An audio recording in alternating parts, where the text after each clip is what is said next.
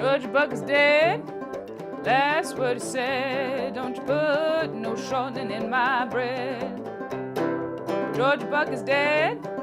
That's what he said. Don't you put no shortening in my bread. This is part 4 of the radio adaptation of A Great American Tapestry, a 5-part audio documentary based on the film of the same name. I'm David Weintraub, the director and producer.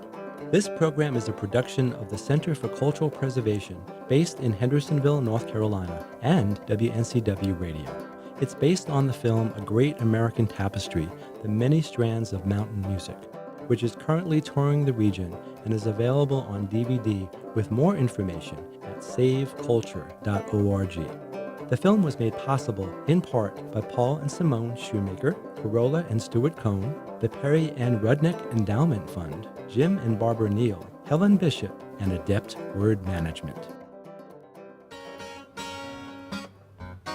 Continuing with our discussion of Black influence on mountain music, another part of the overlooked history of this music is that some of the leading old-time and bluegrass performers were strongly influenced by African American musicians.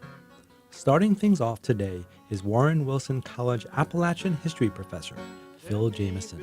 Bill Monroe, who is the father of bluegrass music, as a kid learned a lot of his music from an African American musician, Arnold Schultz, who was a fiddler and guitar player.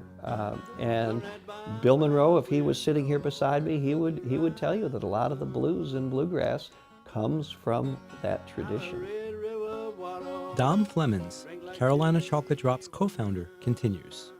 To bring it back to the old-timey music, you have people like Leslie Riddle, for example, who was a Piedmont-style guitar player from Burnsville, North Carolina. Leslie Riddle's most well known for hanging with a fellow by the name of Alvin Pleasant Carter, A.P. Carter, and he was his running buddy.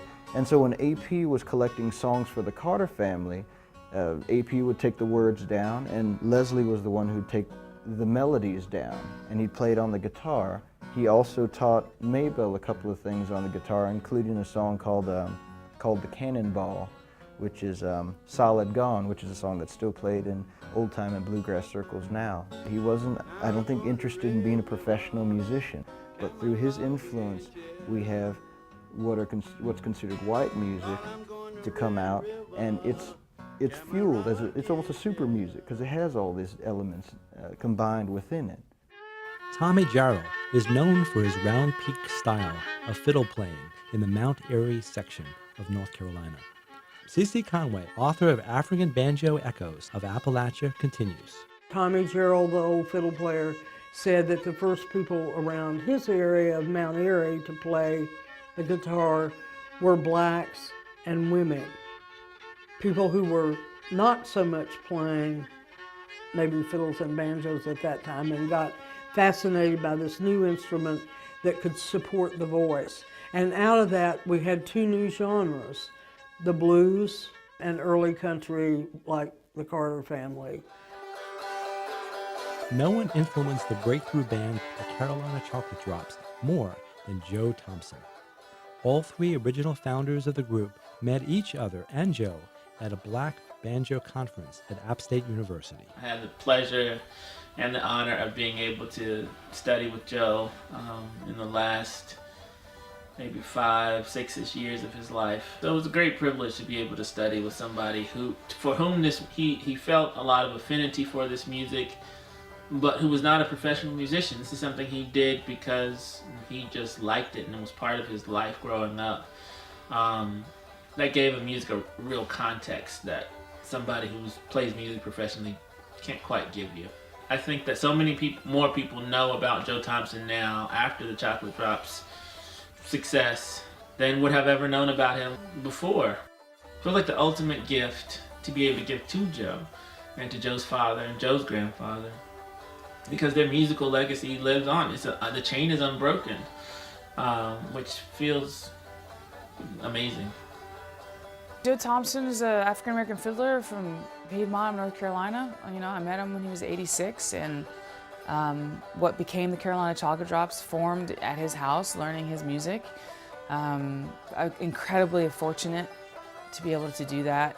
I feel like we were so blessed And he opened his house, and you know, we'd spend a lot of time with Joe, just playing the same tunes and listening to the same stories, and sometimes you get a little extra nugget, you know. And giving him the idea that his music was living on in his community was huge. Oh yeah, oh yeah, oh yeah, hey ah, oh yeah.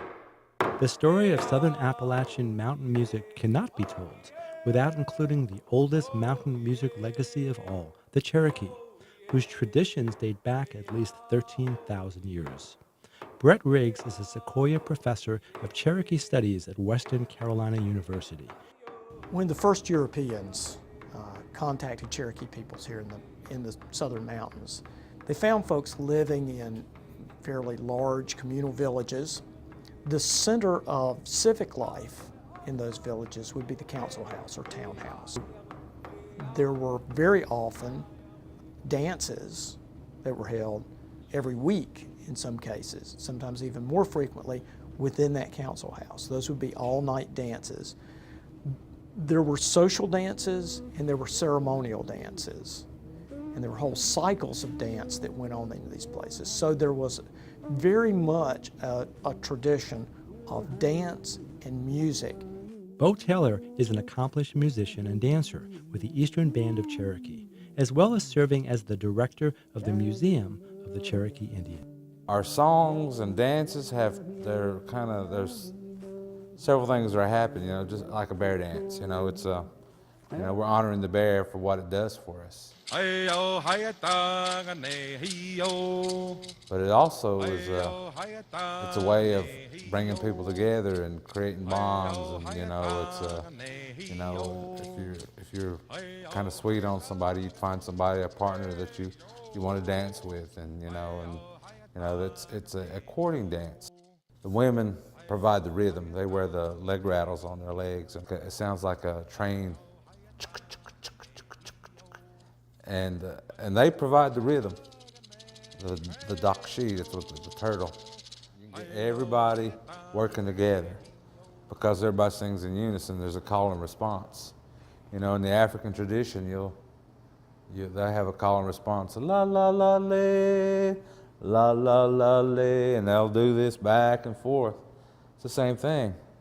Yo halena, yo halena, yo halena, yo halena, oh yo halena, yo halena, yo halena da, yo halena. And and when you get those shells going, and the music's right, it becomes magical. There was a real duality between Native peoples and the Europeans and their music. Music people tend to more readily adopt and adapt to the cultural influences around them. This was never more true than for the Cherokee.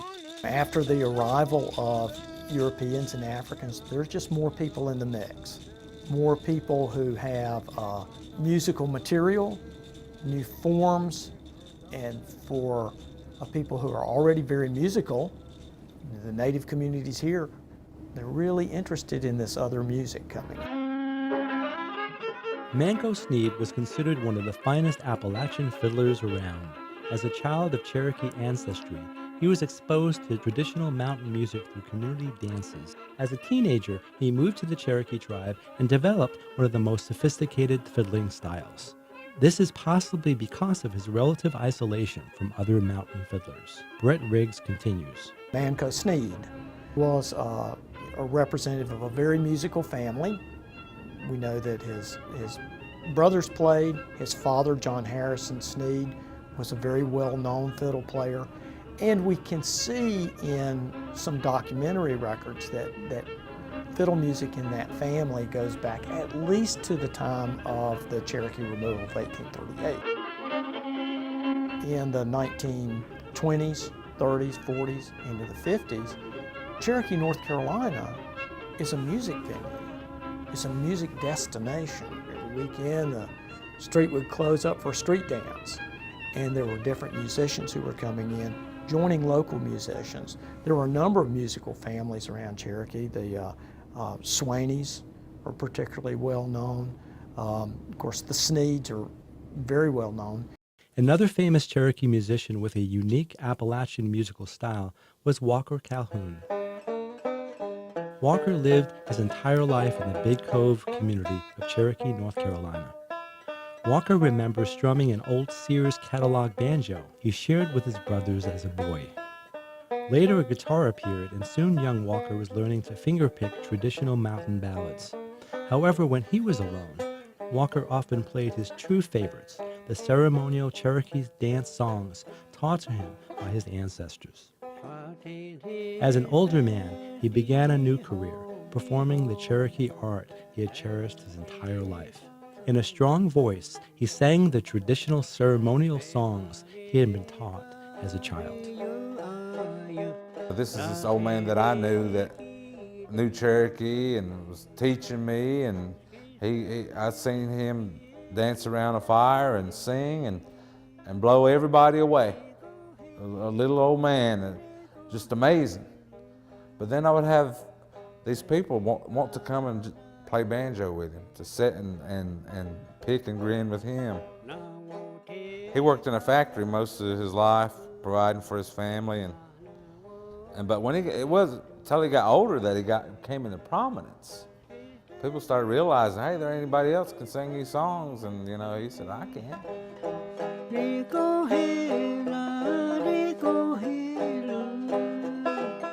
Today, little is known about the Cherokee musical tradition or the cross-cultural connections that fed into Appalachian mountain music's blended tradition. Music experience of the Southern Mountains has really been whitewashed. Those other parts of the story have been left out, sometimes accidentally, sometimes on purpose, to effect this idea of what is pure and what is native to Southern whites, when the reality, I think, is much more interesting. In Part 5 of The Great American Tapestry, we focus on the value of remembering the blended traditions of mountain music. Georgia Buck's dead. Last word said, don't you put no shortening in my bread. Don't you put no shortening in my bread now. Don't put no shortening in my bread.